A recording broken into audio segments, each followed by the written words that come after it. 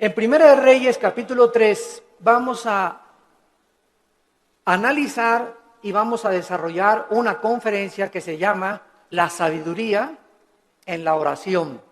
La sabiduría en la oración. Antes de entrar a este pasaje, la Biblia nos enseña que la sabiduría es una de las bendiciones más grandes que cualquier creyente pueda poseer.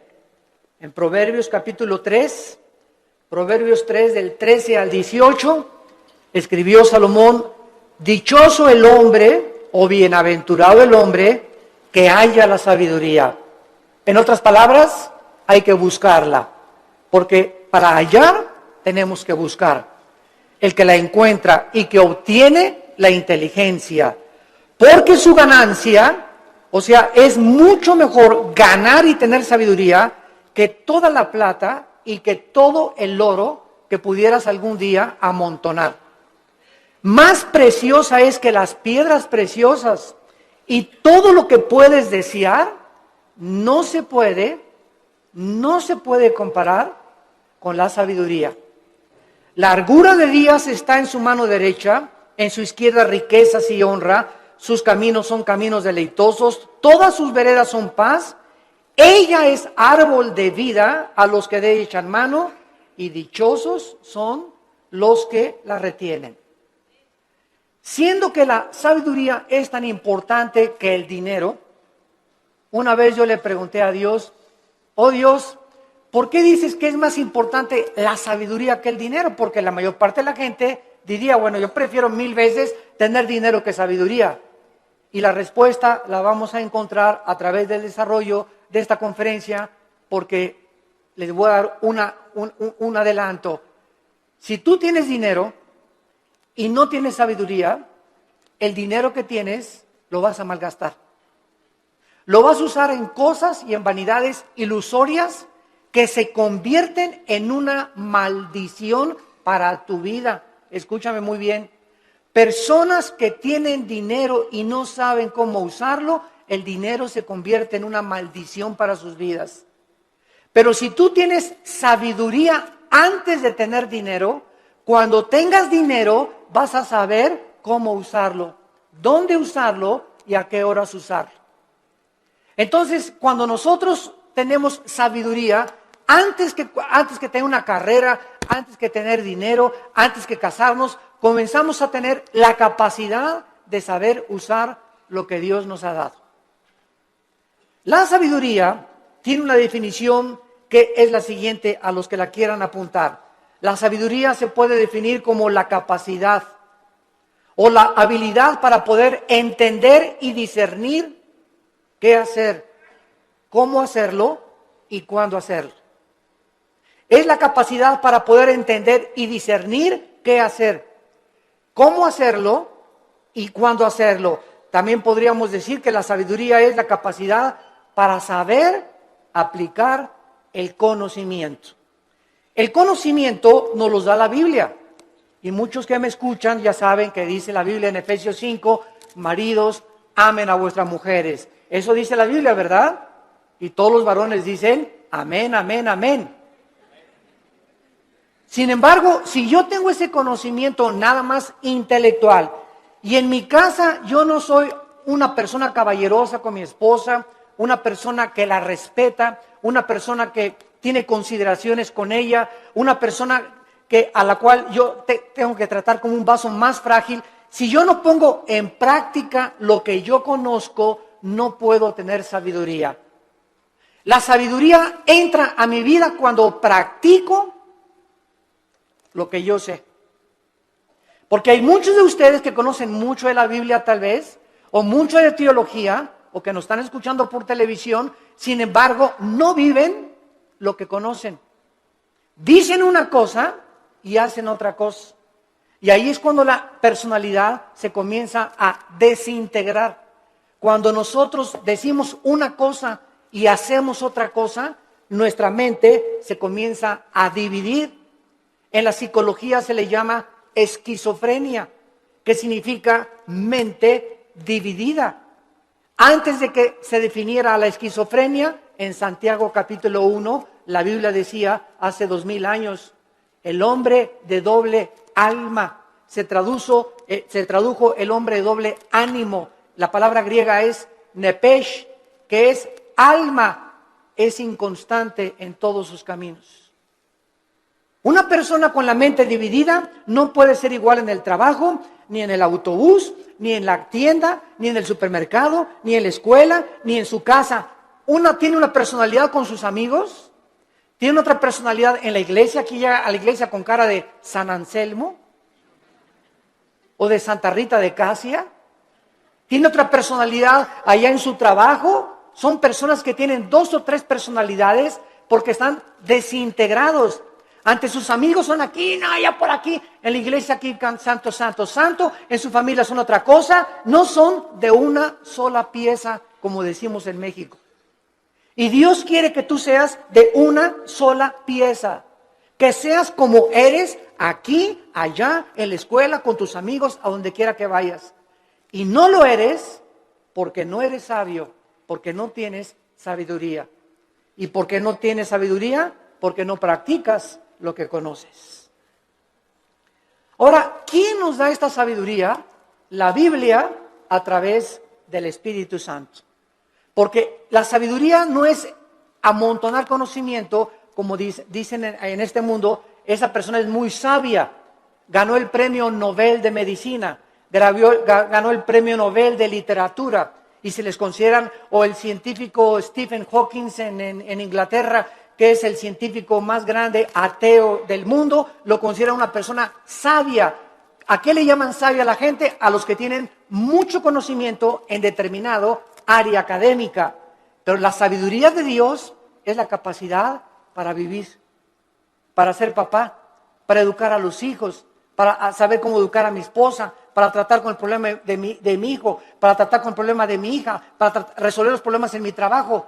Esta capacidad para resolver problemas en la Biblia se llama sabiduría.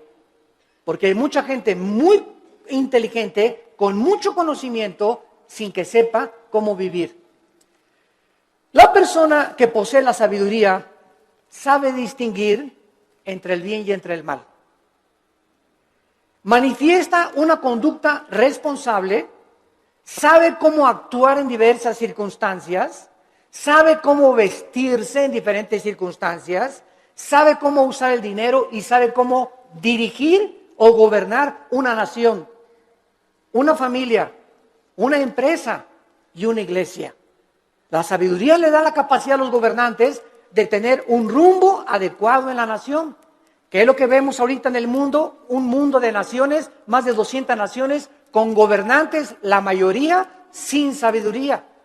La mayor parte de ellos ya, ¿verdad?, con problemas mentales muy fuertes, posicionados solamente en gobernar, en controlar el pueblo, en controlar a las masas, sin poder ellos beneficiar al pueblo, porque nunca descubrieron que el gobierno es para bendecir a los demás y no a su propio imperio. En Job, el libro de Job, capítulo 28, versículo 28, dice la Biblia, he aquí el temor del Señor es la sabiduría y el apartarse del mal, la inteligencia. ¿Qué es lo que hace a una persona sabia? Temer a Dios. ¿Qué significa temer a Dios? ¿Tenerle miedo? No. Tenerle miedo a Dios te aleja de Dios. Y tener temor de Dios te acerca a Él. Esa es la diferencia entre el temor de Dios y tenerle miedo a Dios. No lo confundan. No es igual la gimnasia que la magnesia. Cuando yo tengo temor de Dios, vengo a Dios y respeto a mi esposa, respeto mis finanzas, pago mis impuestos, trato de tener una conducta responsable. ¿Por qué? Porque tengo el temor de Dios en mi corazón. Muchos de ustedes hacen lo que hacen porque no tienen temor de Dios. Muchos de ustedes, cuando nadie los ve, cuando están jóvenes, se besan, se abrazan, abusan de las caricias y se dicen cristianos. ¿Por qué lo hacen? Porque no tienen temor de Dios. Muchos varones viajan y cuando se meten a un hotel, no está la esposa, no hay nadie, alquilan una película pornográfica. ¿Por qué lo hacen? Porque creen que nadie los ve. Pero cuando tú tienes conciencia de que Dios te ve, no harías las cosas que tú haces si tuvieras el temor de Dios. Esta es la razón por la cual Salomón, regresamos ahora a nuestro pasaje, estaba preocupado por ser un rey sabio. Era joven, acababa de consolidar su poder, acababa de sofocar una rebelión interna de gobierno de su hermano Adonías, eliminando a sus enemigos. Y la nación de Israel se encontraba ahora perfectamente unificada por un liderazgo que era él, y había paz por todos lados. Su padre David acababa de morir y él estaba ahora sentado en el trono. Y Salomón, cuando está sentado en el trono, sintiendo su inmadurez, su incapacidad y su falta de experiencia, le pide a Dios sabiduría para poder discernir y poder gobernar a un pueblo tan grande. ¿Qué es lo que nosotros debemos hacer también cuando muchos de ustedes, jóvenes que me escuchan, se casan a los 23 años? Te casas, chamaca, a los 18 años, tal vez porque te embarazaste antes, o te casas a los 20 años de edad. Dices, ¿verdad? Dios mío, tengo 23 años y estoy casado. Y ahora tengo que trabajar y voy a tener que tener sabiduría para educar a mi esposa, para saber qué empleo poder tener, para saber cómo educar a mis hijos. Dios mío, reconozco mi incapacidad. Señor, reconozco mi inmadurez. Oh, Dios mío, ayúdame. Y cuando nosotros tenemos esa actitud de reconocer, Padre, ahora mi negocio creció, las iglesias crecieron, ahora tengo más hijos. Señor, no sé cómo manejar esto. Para eso está Dios, para darnos la sabiduría, la capacidad de saber qué hacer. Y no hablarle a Walter Mercado, ni a la doctora Corazón, ni al psiquiatra, ni al psicólogo, sino consultar en su palabra. Aquí en la Biblia se encuentran los consejos de la sabiduría y de la inteligencia. Esto es lo que Salomón adquirió cuando se sentó.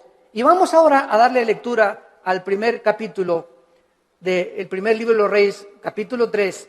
Y vamos a ver en primer lugar algunas cosas que nos comienzan a vislumbrar el corazón de Salomón antes de entrar en el tema principal de la conferencia. Veamos en primer lugar en el versículo 1 el compromiso político y diplomático que Salomón comenzó a ejercer. Salomón hizo parentesco con Faraón, rey de Egipto, pues tomó la hija de Faraón y la trajo a la ciudad de David. Entre tanto que acababa de edificar su casa y la casa de Jehová y los muros de Jerusalén alrededor.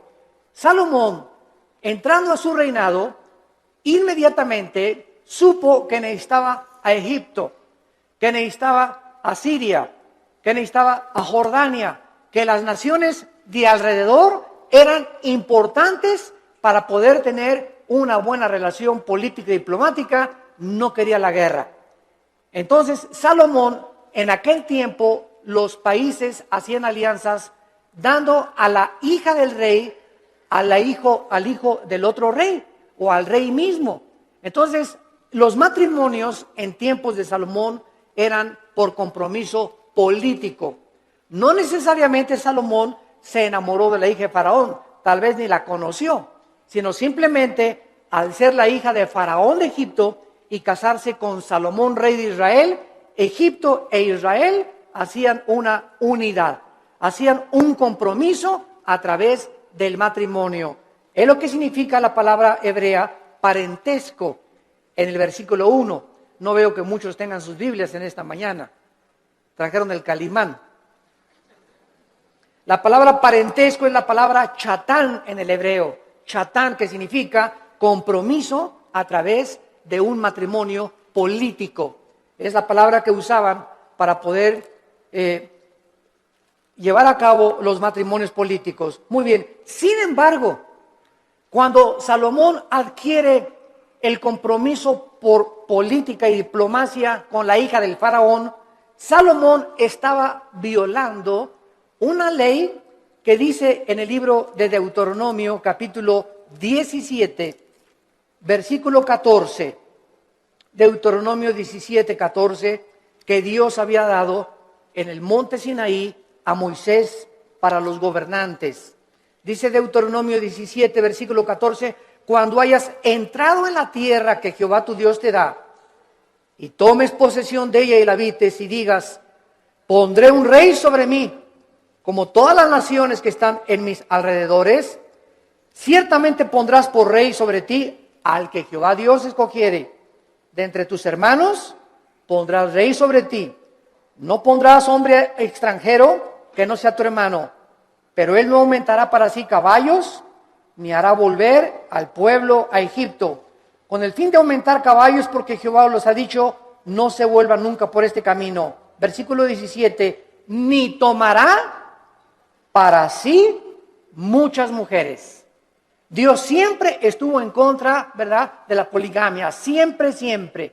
El hecho que Salomón y el hecho que David hayan tenido varias mujeres no implica que era la voluntad de Dios, porque la voluntad de Dios es doble.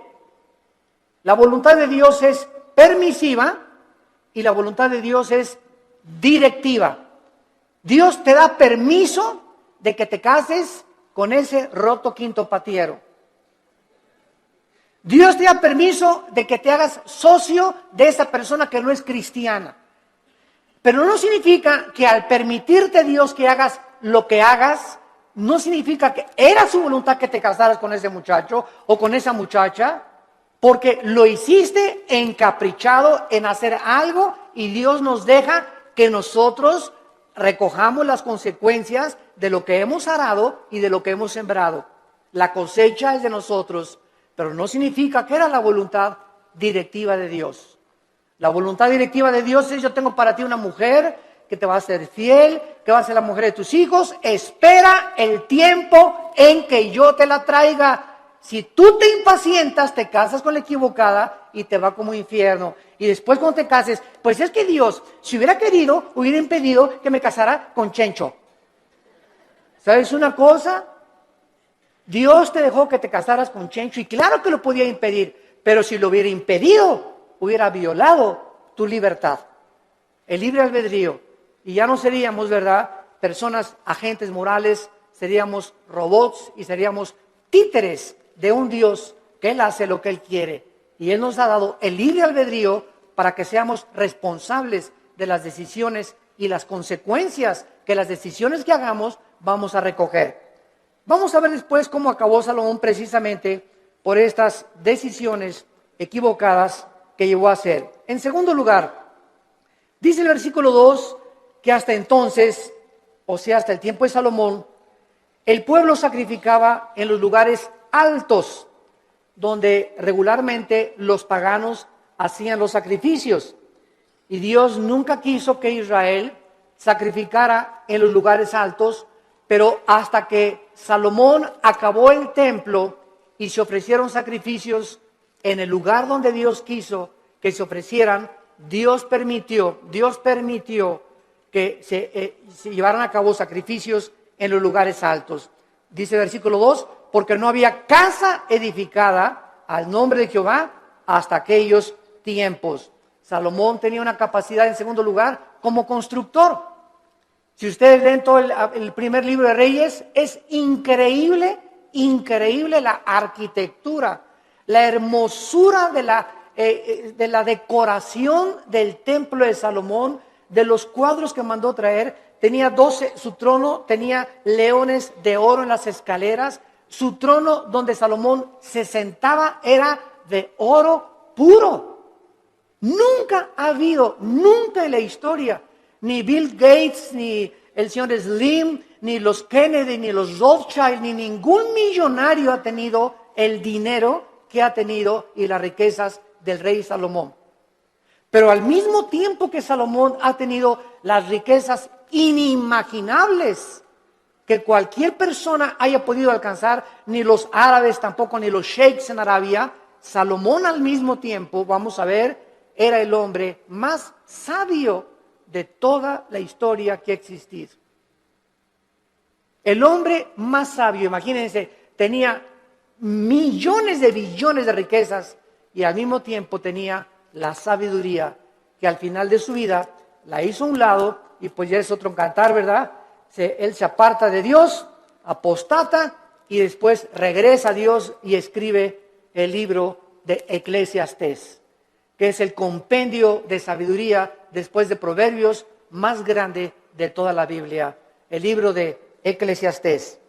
Muy bien, ahora sí, vayamos a comenzar a analizar esta oración que Salomón, consciente de su inmadurez, comienza a hacerle a Dios.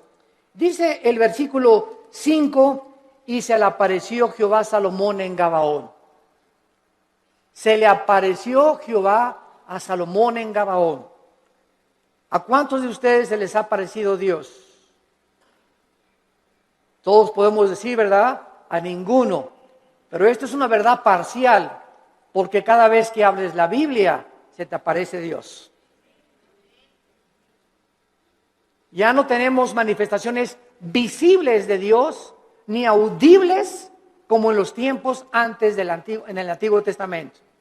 Pero ahora nadie puede decir, bueno, si a mí se me aparecía Dios, ¿sabes una cosa? Ahora no solamente se le apareció Dios para decirle algunas cosas, sino que ahora tenemos todo el consejo de Dios en la Biblia. Todo lo que Dios tenga para decirnos ya se encuentra en la Biblia. Después de la Biblia no hay nada más que Dios nos tenga que decir. Por eso la Biblia es un libro sellado. El que le agregue algo a estas palabras o el que le quite algo a estas palabras, dice Apocalipsis capítulo 22, las maldiciones de este libro caerán sobre esa persona. Por eso cuando hoy oímos, ¿verdad?, que tantas cosas de profecías, y el Señor me dijo que iba a entrar una muchacha con vestido verde y vas a casar con ella. Y el Señor me dijo que de aquí de esta iglesia van a salir ríos de agua viva. Y el Señor dice que un avivamiento va a venir en Guatemala, va a venir en España, etcétera, etcétera. ¿A quién le dijo eso el Señor? ¿Quién sabe? Tal vez cenó pizza en la noche a las 12 de la noche. Y comienzan a decir cosas que no están en la Biblia, que asumen que Dios dijo, pero Dios no lo dijo. Porque profetizar no es anunciar el futuro. Profetizar es comer esta palabra y cuando hablas esta palabra. La persona que predica la palabra es un profeta. Un profeta no es una persona que dice, va a pasar esto o va a pasar aquello. Esos son adivinaciones. No confundas la profecía con la adivinación. Ahora, en el Antiguo Testamento había videntes. La palabra naví en el hebreo, que se les dio profecías del futuro. Todo lo que va a pasar ya está escrito en la Biblia. Cuídense cuando va a temblar en Toluca en febrero del 2011. Y el Señor me dijo que a las 10 de la mañana, cuídense, hermanos y hermanas en Cristo, de todas estas falsas profecías. A la luz y al testimonio. Si no es a la palabra de Dios, no les ha amanecido, dice el profeta Isaías. Entonces Salomón tiene la aparición de Dios en sueños y le dice, Dios es Salomón. Escuchen esto, versículo 5. Pide lo que quieras que yo te dé. Ni Santa Claus, ¿verdad? Ni Aladín y la lámpara maravillosa, cuando el genio se aparecía y le decía a Aladino, no, pídeme lo que quieras. Aquí estamos ante el Dios creador de los cielos y de la tierra. ¿Y qué vemos en primer lugar? Una invitación de Dios que Él nos hace, no solamente a Salomón, sino también a nosotros en el Nuevo Testamento. Clama a mí y te responderé, dice Jeremías 33:3. Y te enseñaré cosas grandes y ocultas que tú no conoces. Ahora aquí inmediatamente podríamos asumir, se aparece Dios, pídeme lo que quieras, un Cadillac último modelo, Señor. Una casa allá por allá, una mujer bellísima. Todas estas son las cosas que el mundo pediría cuando no tienen un corazón para Dios. Pero lo que hace Salomón es lo que nos va a enseñar que Dios se agradó tanto de lo que le pidió Salomón, que Dios se lo dio. Entonces vamos a descubrir en esta mañana que cuando nosotros oramos conforme a la voluntad de Dios, Dios nos concede las peticiones que le hayamos hecho. Esta palabra que Dios usa para pedir, Saal, en el hebreo, se usa 8 veces en este solo capítulo. Y lo primero que vemos es el verdadero incentivo para orar. ¿Qué es lo que nos debe motivar para orar? Que al Dios que le estamos pidiendo es un Dios generoso. Toda buena dádiva y todo don procede del Padre de las luces, Santiago capítulo 1, en el cual no hay sombra ni variación alguna. Y el que tenga falta de sabiduría, Santiago capítulo 1, el que tenga falta de sabiduría, pídasela a Dios que se dará sobreabundantemente.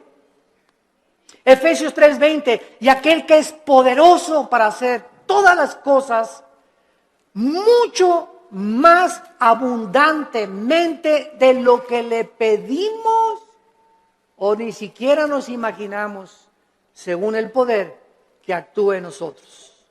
Esto es muy importante porque mucha gente, yo he conocido que dicen, ay Señor, Señor, por favor, y creen que Dios está por allá lejísimos, ¿verdad? Y te pido, Señor, y gritan y se tiran y se revuelcan en el piso, etcétera, etcétera, y lloran. Y dice Efesios 3:20 que lo que le pedimos a Dios lo responde de acuerdo al poder que está afuera o adentro. ¿Perdón? Según el poder que actúa dentro de nosotros. Entonces, dentro de nosotros está el Espíritu Santo. Yo solo tengo que hincarme en el secreto de mi oración y entrar en comunión con Dios, y Él me está oyendo, Él está dentro de mí, y no tengo que buscar manifestaciones de Dios externas, porque el poder está dentro de mí. Y dentro de mí, si el Espíritu Santo, yo tengo una relación de compañerismo con Él y camino en santidad con Dios, lo que Dios me pone dentro de mí, me lo va a dar. Porque Dios se agrada cuando le pedimos conforme a su voluntad. Aunque nosotros no somos reyes ni gobernantes como Salomón, con el mismo nivel de responsabilidad que tenía Salomón, ¿acaso no es al mismo Dios que al que se acercaba Salomón en el Antiguo Testamento en oración? En Primera de Juan capítulo 5, en el Nuevo Testamento, Primera de Juan capítulo 5, versículo 14 y 15, dice la Biblia, y esta es la confianza que tenemos en Él. Cuando comenzamos a orar, si no hay esa confianza en ti, no ores. Porque el que se acerca a Dios es necesario que crea que Dios existe. Esta es la confianza que tenemos en Él, que si pedimos alguna cosa conforme a su voluntad, conforme a lo que Dios quiere para nuestra vida, Él nos oye. Si yo tengo un niño de 10 años y me dice, papá, cómprame un BMW, ¿se lo voy a comprar? Ay, papá, no me quieres porque no me compras un reloj Rolex de oro. Chamaco de 15 años, pirruris. ¿Por qué no se lo doy? Porque no es que yo no ame a mi hijo, claro que lo amo a mi hijo. Pero no se lo doy porque no puede él todavía llevar tantas alhajas en su cuerpo, ni tener un coche último modelo a los 15 años, porque le hago un mal más que un bien.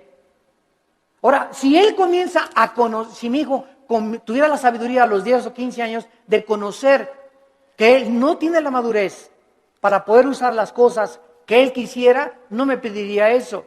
Entonces me diría, papá, dame un reloj conforme a lo que tú crees que debo de usar.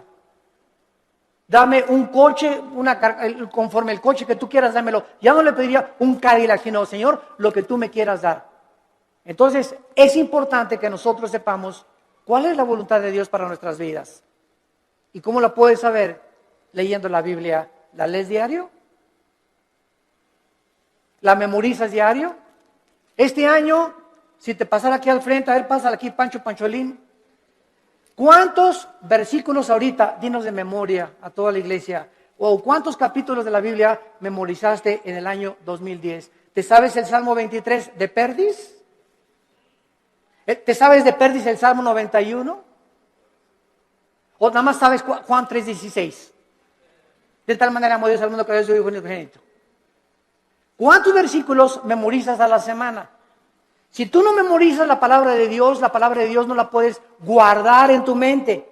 Si no la guardas, no la puedes meditar. No puedes pensar en ella, murmurarla, reflexionar en ella, ponderar en ella, porque necesitamos memorizarla, masticarla, asimilarla y guardarla en nuestro corazón. Y ahí se queda, y largura de días y años de vida y paz te aumentarán, y la sabiduría comenzará a manifestarse en tu vida.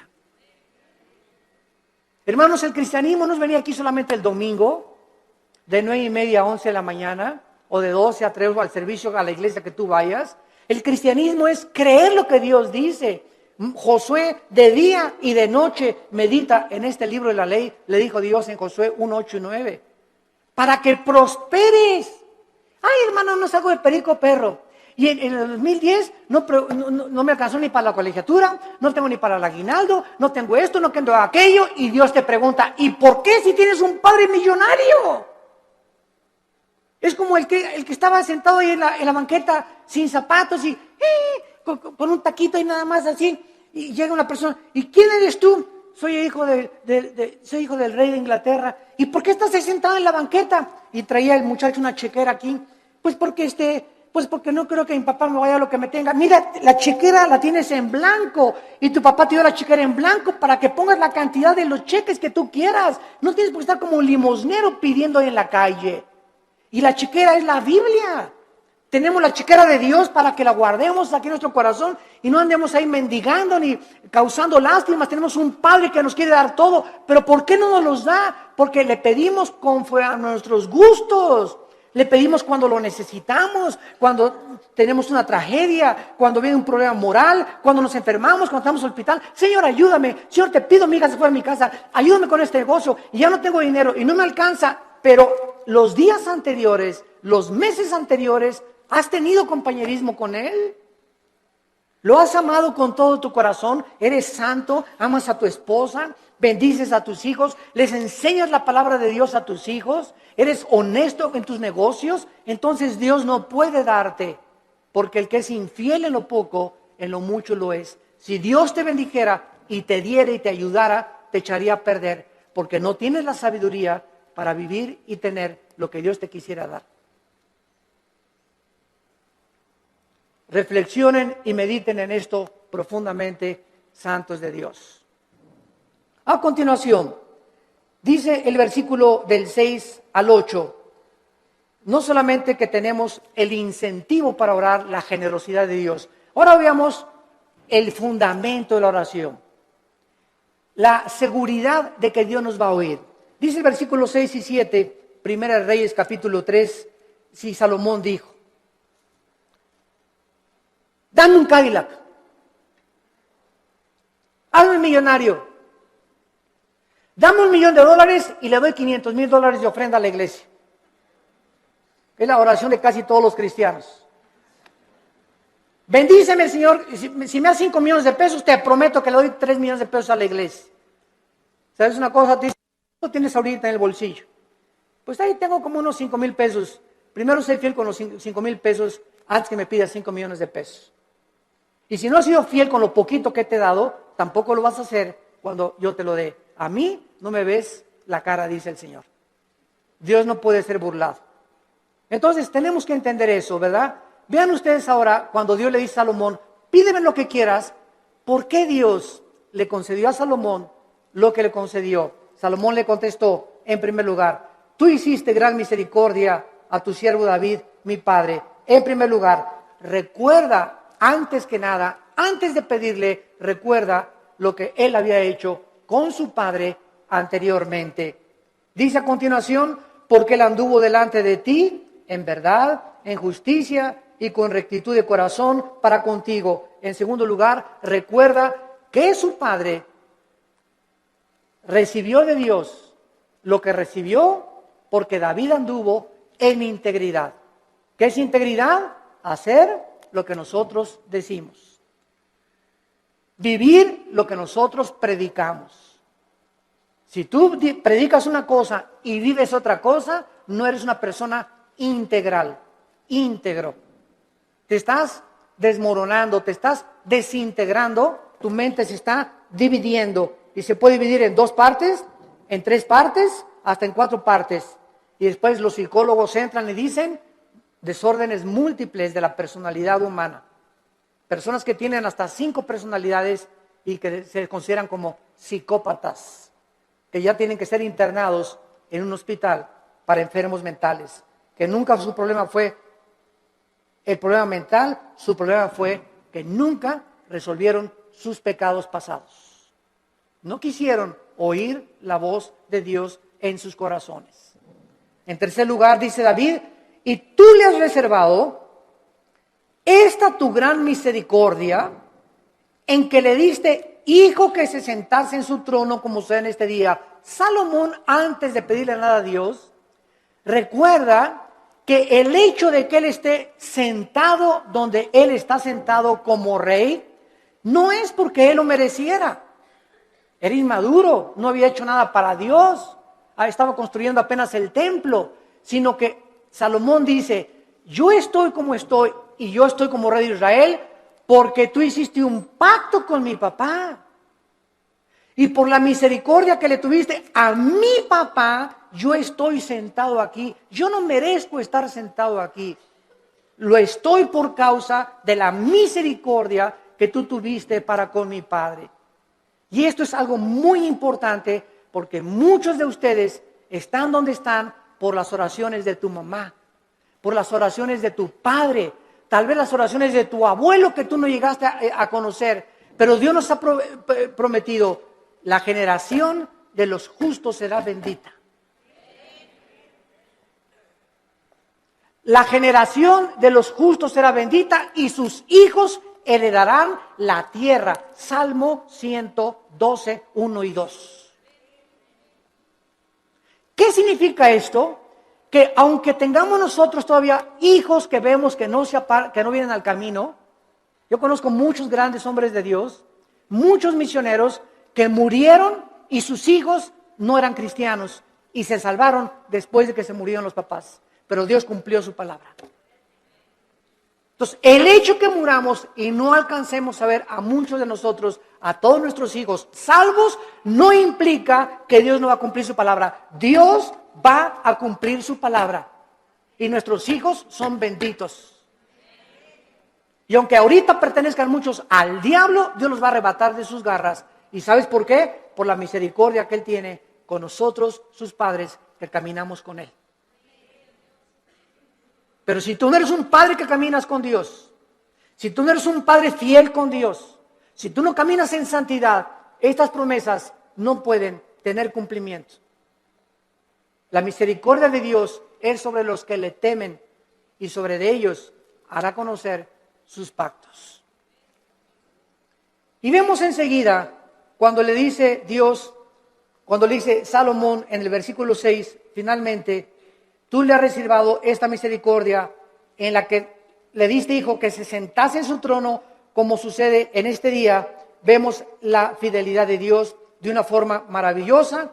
Y dice la Biblia en el versículo 7, ahora pues Jehová Dios mío, o sea, habiendo reconocido Salomón la misericordia que Dios tuvo para con su padre y el hecho que él esté donde está, que lo hacía indigno, tú me has puesto a mí, tu siervo, por rey en lugar de a mí, mi padre, y yo soy joven y no sé cómo entrar ni salir, y tu siervo está en medio de tu pueblo, al cual tú escogiste, un pueblo grande que no se puede contar ni tampoco enumerar.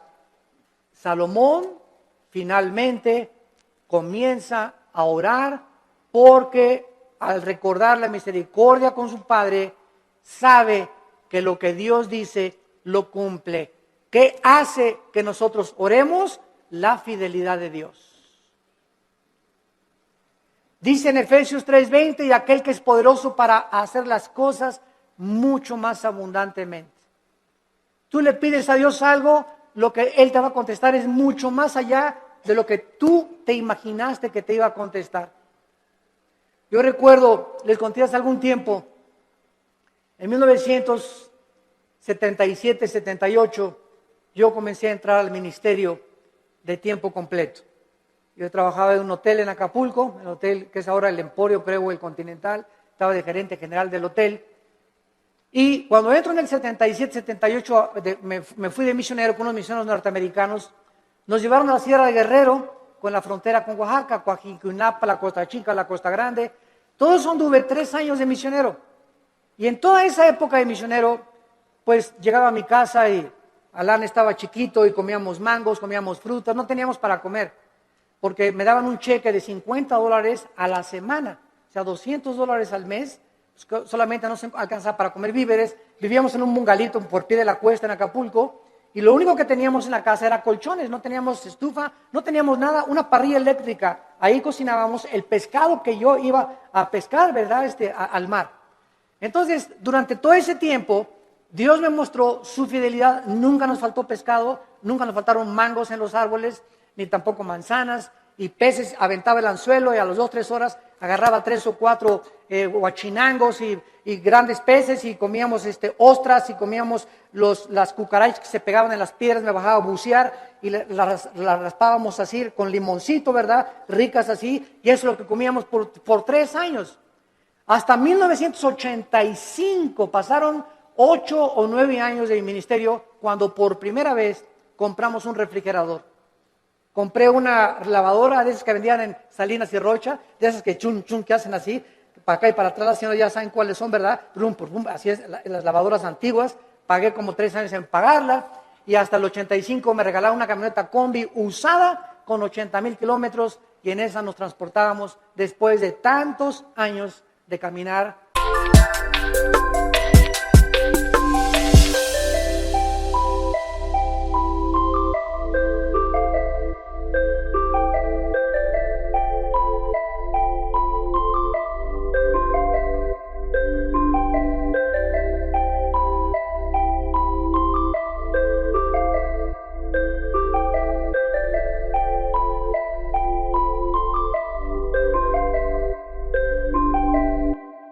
Y conocer a Dios. Entonces, Dios es fiel, pero Dios no te da las cosas así. Y ahora todo el mundo, quieren casarse, ya quiero un plasma, y quiero tapetes persas, y cortinas que vengan de España, y cuadros así, y quiero un coche último modelo, y ya todo el mundo ahorita es una ambición. Pastores que ya quieren una iglesia grande, ya quieren 500 personas, etcétera, etcétera, cuando no saben que irá andando y llorando el que lleva la preciosa semilla, y regresará con gozo trayendo las gavillas. Hay que arar y arar y arar la tierra y caminar y arar. El ranchero va rompiendo la tierra, y primero aras, primero rompes, sudas lo que tú estás haciendo, y después ya vienes y siembras la semilla, y después viene la tercera fase, que es la cosecha. Tenemos que arar, tenemos que sembrar y tenemos que cosechar.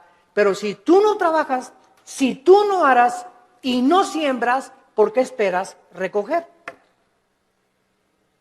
Entonces tú no vas a recoger nunca en la vida lo que nunca has sembrado, en lo que nunca has trabajado. ¿Quiénes son los que poblan las cárceles? Almoloya, el reclusorio, personas que creyeron que sin trabajar, sino quitándole el dinero o vendiendo algo rápido, droga, podían obtener ganancias inmediatas, y tarde o temprano acaban en esas cárceles. Porque la Biblia dice: ganarás el pan con el sudor de tu frente. Y todo lo que es fácil y lo que es barato no tiene la bendición de Dios. Dinero mal habido será maldecido. Es una ley inexorable espiritual.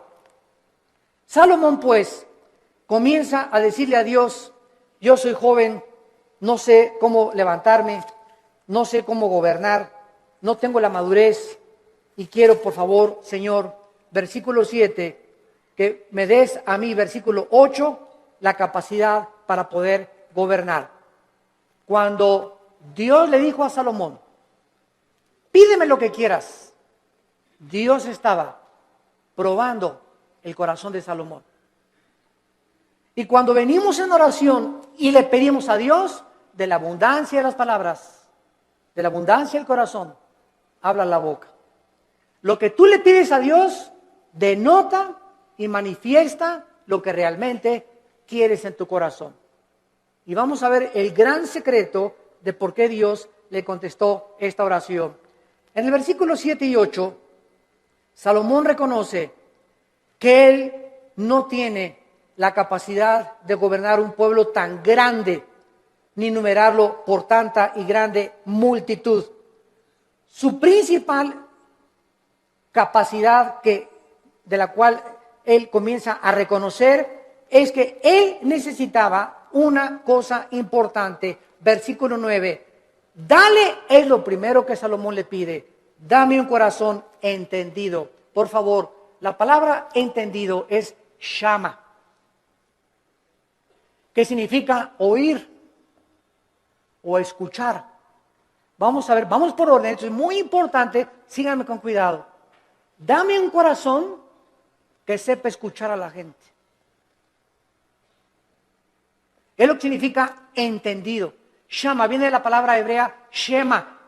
Cuando dicen Deuteronomio 6, Shema Yisrael Adonai Elohim Adonai Echad, se tradujo, oye Israel, Jehová tu Dios, uno es. Shema, oye, Shama aquí es escuchar. Dame un corazón Shama, que sepa escuchar. Ahora, dice el versículo 9, que sepa escuchar para juzgar a tu pueblo y para discernir entre lo bueno y lo malo. Vean ustedes con cuidado lo que Salomón está pidiéndole a Dios. Señor, permíteme presentarme ante tu pueblo. Supongamos que ustedes son el pueblo de Dios. Y un gobernante necesita oír. Un pastor necesita, para dar consejería, oír. Pero cuando nosotros oímos, y muchas veces lo que los gobernantes oyen del pueblo, no siempre es la verdad, ¿correcto?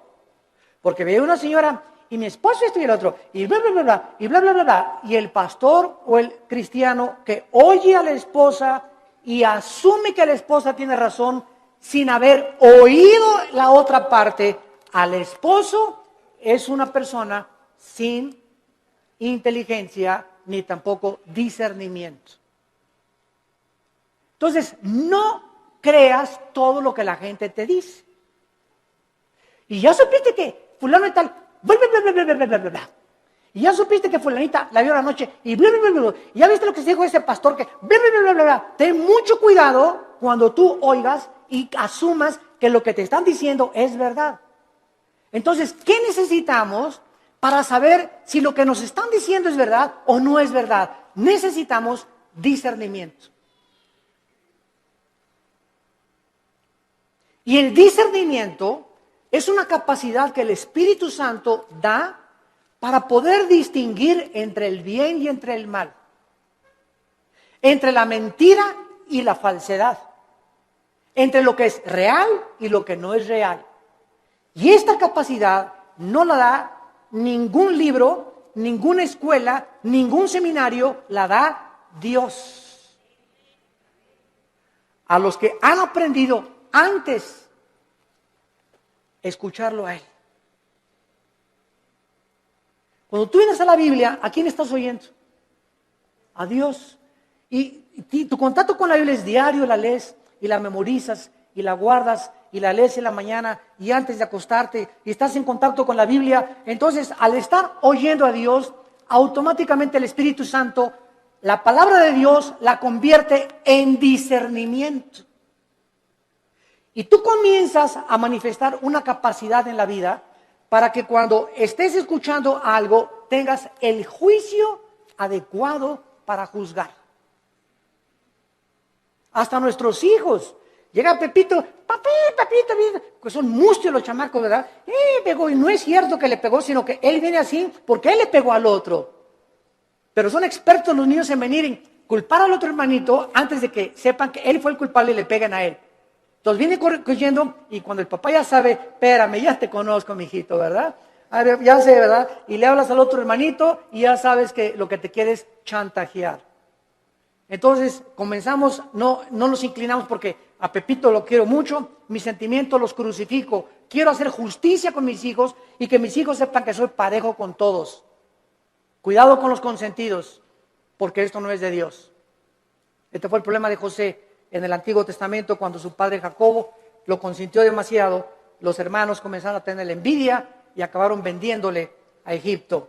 Entonces Salomón pide la capacidad de poder juzgar al pueblo. Vean ustedes, y aquí está el centro de toda nuestra conferencia, el motivo principal por el cual Dios le da a Salomón mucho más, como vamos a ver, de lo que le pidió o de lo que se imaginó, fue porque el motivo de Salomón era el bienestar del pueblo de Dios. Mientras Dios vea que nosotros amamos a su pueblo, mientras Dios vea que tú amas a la gente, que tú amas a tus hermanos en Cristo, porque si no amas a tus hermanos en Cristo, ¿qué vas a acabar amando al vecino? Si entre nosotros no nos amamos, ¿cómo esperamos entonces atrevernos a pedirle algo a Dios? Si entre nosotros nos volteamos los cañones unos contra otros y nos atacamos unos a otros, y atacas a ese pastor, y atacas a ese hermano, y a ese coordinador, y ese decán, y ese seguridad afuera que me dijo que no me estacionara aquí, y tú qué te crees que no sabes quién soy yo, y tenemos esa actitud de siempre autoritarismo, y siempre soberbia, y siempre mis intereses, y yo, el rey del yo. ¿Cómo puedes entonces esperar tener sabiduría, inteligencia y discernimiento espiritual? Nunca lo tendrás. Porque Dios quiere que seamos humildes unos con otros, que nos perdonemos unos a otros, que nos aceptemos con todos nuestros defectos, unos a otros, que nos toleremos y nos aguantemos como Cristo nos perdonó y nos soportó en la cruz. Y si Dios me aguantó con todo el costal de barbaridades y de cochinadas y de pecados que yo traía y fueron puestos en la cruz, ahora me dice Dios, ve y tú haz lo mismo con los demás. Ama a mi pueblo, dice el Señor, porque por el amor que os tuviereis, el mundo sabrá que sois mis discípulos. Pero si estamos entre nosotros con celos y envidias y críticas y calumnias y maldiciones y este y el otro y por aquí y por allá, es un pueblo carnal. Son los que se van a quedar en el desierto, nunca van a entrar a Canaán, nunca tendrán la bendición, nunca tendrán respuesta a sus oraciones, porque nunca quisieron morir a sí mismos. Nunca tendrán sabiduría. Navegarán siempre por diferentes aguas, como veletas en la vida, llevados por todos vientos de doctrina. Nunca tendrán el timón en sus manos, su vida, su barco, nunca tendrá curso, siempre irá donde va el viento. Como veletas, como veleros, sin un motor, sin sabiduría, sin convicciones, porque nunca amaron al pueblo de Dios. Amados, amémonos unos a otros. En 1 Corintios, en el Nuevo Testamento, para terminar, capítulo 12, ¿qué encontramos en Corintios 12, 13 y 14? 3 capítulos dedicados a los dones espirituales. El capítulo 12 pone el cimiento de los dones. El capítulo 14 explica qué son las lenguas. Y el capítulo 14 nos dice claramente, ¿verdad? El 14 nos dice que son las lenguas y el 13 nos dice qué es realmente lo que más le importa a Dios. El amor. Pero vean ustedes en 1 Corintios 12, versículo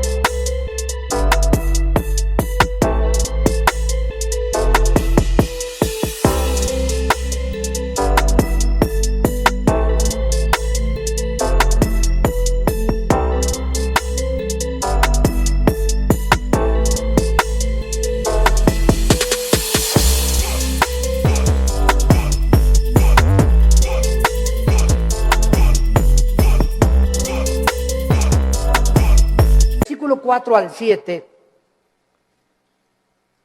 la congruencia y la consistencia de la verdad de la Biblia. 1 Corintios 12, 4. Ahora bien, hay diversidad de dones, pero el Espíritu es el mismo. Hay diversidad de ministerios, el Señor es el mismo. Hay diversidad de operaciones, pero Dios que hace todas las cosas, todo es el mismo. Versículo 7, importantísimo. Pero a cada uno a Pancho, a Carmelita, a Josué, a Pepe, a Carlos. O sea, no hay nadie de los que me están escuchando que sean cristianos que no tenga dones. Todos tenemos dones y miren lo que dice, pero a cada uno le es dada la manifestación del Espíritu para provecho. La palabra provecho es la palabra sumiero en el griego, que significa para el beneficio de los demás. Mis dones no son para mí, son para los demás, para edificarlos a ustedes. Por eso en Corintios 14 Pablo dice, en la iglesia, por favor, no hablen en lenguas. Porque en la iglesia, si se ponen todos a hablar en lenguas, y trae fulano de tal a su mamacita, y el otro trajo al diputado, y el otro trajo un licenciado, y el otro trajo un doctor, y trajo a sus amigos, y entra a una iglesia donde parece un manicomio, y ¿dónde estoy? En el manicure, van a decir. ¿Qué es esto? Dice 1 Corintios 14, van a decir que están locos. Entonces, en la asamblea, cuando estén todos juntos, si quieren hablar en lenguas, que sea por turno y con intérprete. Y si no hay intérprete, cállate. Y no estés ahí en la iglesia, saca la bazuca con las lenguas de la milicia, ¿verdad? Y la persona que está junto a ti, ¿qué le pasa, verdad? Que denle su chocho. ¿Por qué no hablamos las lenguas? Porque no son para nosotros, son para edificar. Y cuando hablamos todos no estamos edificando a nadie. Tal vez creemos que nosotros mismos, pero no se trata a nosotros, se trata a los demás. Los corintios eran tan carnales, como todavía hay muchas iglesias actualmente que no han entendido el uso de los dones espirituales. Nunca son para nuestra edificación, es para la edificación de los demás. Les es dado el Espíritu para provecho. Dice 1 Corintios capítulo 14. El que profetiza, versículo 3. Habla a los hombres para edificación. Versículo 4. El que habla en lengua extraña, así no se edifica, pero el que profetiza edifica a la iglesia. Versículo 5, así que quisiera que todos hablaran en lenguas, pero más que profetizaran, porque mayor es el que habla, el profetiza, que el que habla en lenguas, a no ser que las interprete, para que la iglesia reciba edificación. Versículo 12, así también ustedes que anhelan dones espirituales, procuren abundar en ellos para edificación de la iglesia. Más de 7 veces en un capítulo dice Pablo, los dones son para los demás, para el beneficio común, viven para los demás. Padre, dame sabiduría, no para ser sabio, para educar a mi familia. Padre, dame sabiduría para ser pastor y ser un pastor que sepa aconsejar para poder bendecir a tu pueblo. Padre, dame propiedades o dame bienes materiales conforme a ti para edificar a tu pueblo. No nos interesa para mí, para edificar a tu pueblo. Cuando nosotros tenemos en el corazón el pueblo de Dios, Dios bendice sobreabundantemente. Porque nadie vive para sí mismo, vivimos para los demás. Y el secreto de la felicidad, como les decía ayer en el desayuno, es vivir para los demás. Ahí se encuentra el secreto de la felicidad. Tu casa es úsala para la gloria de Dios. Tu coche, úsalo para transportar hermanos, úsalo para el reino de Dios. Tu dinero, úsalo para el reino de Dios. Dios no está en contra que tengas ahorros, ni que tengas dinero, pero no ahorres más de lo debido, no seas más avaro, no tengas más propiedades de las debidas, porque te conviertes en persona avariciosa. Estás guardando ya de más y mañana te vas a petatear. Mañana cuelgas los tenis, como dicen los jóvenes. Mañana partimos tal vez a casa y lo que has hecho, ¿para quién se le quedó cuando se pudo usar para la gloria de Dios? Cuando tenemos ya esa visión, Dios nos comienza a derramar abundantemente todas aquellas cosas que Él anhela, porque Él busca instrumentos a través de los cuales Él pueda canalizar su gracia y sus bendiciones para los demás. Abraham, desde el principio de la Biblia, Abraham, te voy a bendecir para que tú seas bendición a las naciones. Todo lo que Dios nos da no es para echarle aquí y aquí y aquí. Dios me da para darlo. Dios me da para darlo Si Dios me da y lo sigo guardando y no lo saco, me va a romper las bolsas y lo que tengo no lo voy a aprovechar. Y entonces el diablo viene, como dice Malaquías 3, el devorador, y se lleva aquello que le pertenecía a Dios. Nos comienza a robar lo que le pertenecía a Dios, porque no hemos entendido que la sabiduría es para bendecir al pueblo de Dios. Gracias por tu palabra, Señor, en esta mañana.